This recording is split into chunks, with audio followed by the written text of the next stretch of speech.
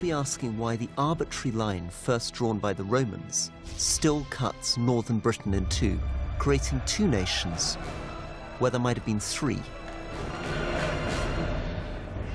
And I'll be exploring the forgotten land that lies beneath that border, stamped out by centuries of English and Scottish nationalism.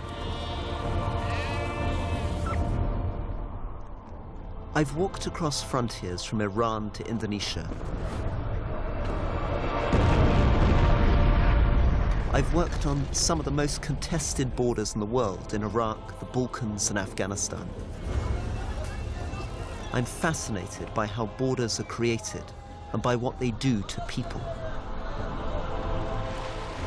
Now I've come home to explore one of the most violent borders in history, here in the middle of Britain. On the eve of a Scottish referendum, it's time to look at this border and find out how it made us who we are.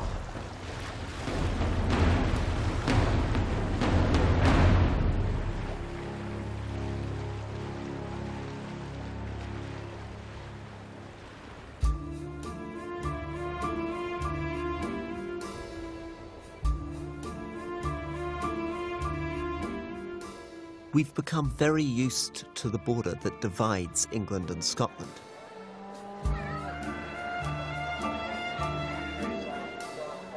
But there's another land buried beneath this border. Neither England nor Scotland, but what I call the middle land. Stretching from the Humber in the south to the Firth of Forth in the north. It's an area of natural geographic unity.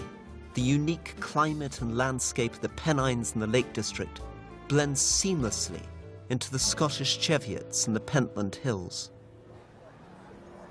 I'm a Scot, but I now live in Cumbria, 35 miles south of the boundary between England and Scotland, where I am the Member of Parliament for Penrith and the border.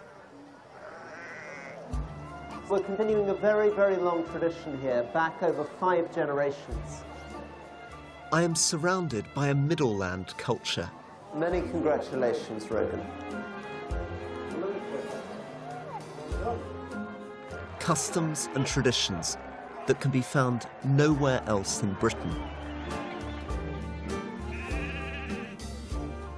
The upland sheep farming life here is identical on both sides of the border.